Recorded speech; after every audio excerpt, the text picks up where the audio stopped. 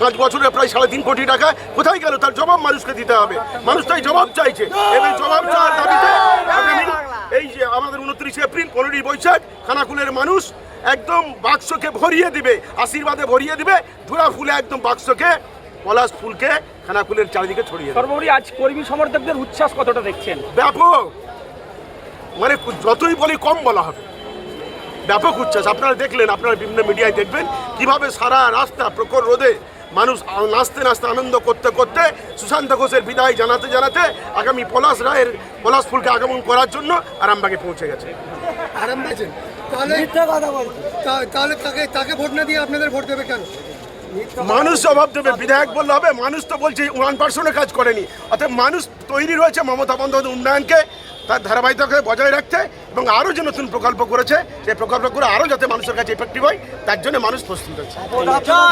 দাদা কি বলবেন, আজকে আপনাদের ক্যান্ডিডেট নমিনেশন দাখিল করতে ঢুকেছেন, কি বলবেন, কি বার্তা? আপনারা দেখেছেন যে আজকে আমাদের 3 তারিখে যে সভা হয়েছে অভিষেক বন্দ্যোপাধ্যায়ের সভা, সেইখানেই ঝাঁকুনি দিয়েছে।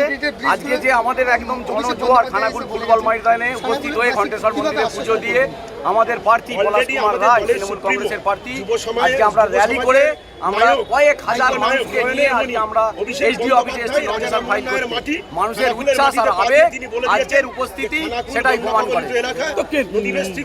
তিনি বলছেন বিশেষ করে সুশান্ত ঘোষ যেভাবে শক্ত ঘাঁটি, সেই শক্ত ঘাঁটিকে চুরমার করে কিভাবে ক্ষমতা দখল করতে পারবে। সুশান্ত ঘোষ মানুষের মনের দেয়াল লিখন পড়তে পারছে না।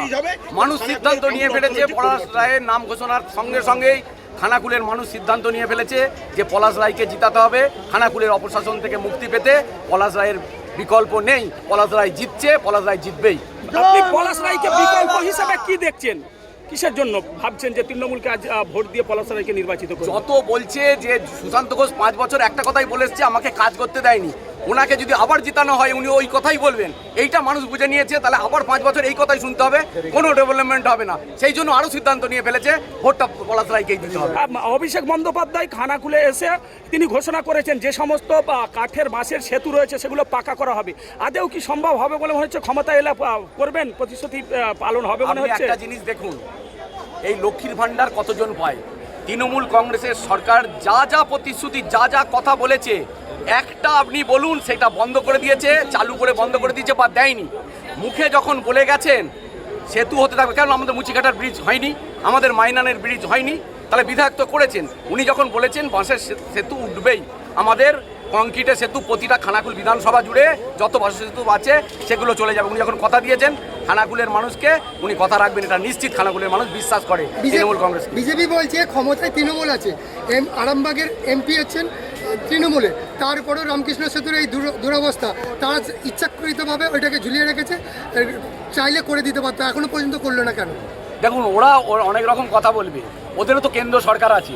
তাহলে কেন্দ্র সরকার থেকেও তো ওরাও একটা ব্রিজ তো করতে পারে।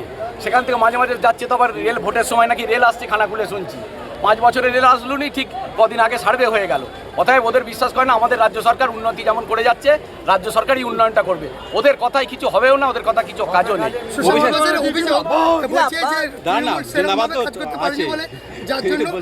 ব্যক্তিগত আক্রমণ চালিয়ে যাচ্ছে, পোস্টার লাগাচ্ছে, মানে চক্রান্ত করছে। আপনারা দেখেছেন উনি বারবার বলেছেন যে আমি 70 লক্ষ টাকা করে পাই, 309টা বুথ আছে, এক একটা বুথে 22,000-এর কিছু বেশি টাকা পাওয়া যায়।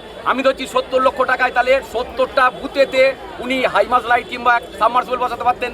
তারপরের বছর 70টায় বসতে পারতেন, তাহলে তো 309 টাকা অনেক কভার হয়ে যেত।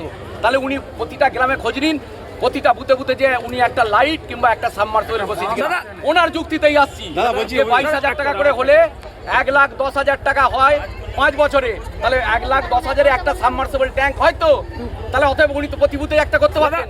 আপনি খোঁজ করে দেখুন খানাকুলে একটা বুথেতে উনি কিছু করেছেন নাকি? খালি তৃণমূলের দোষারোপ করে 5 বছর এইভাবে কাটিয়েছে। ওনাকে বলেছেন কাজ করতে দেয়নি। 13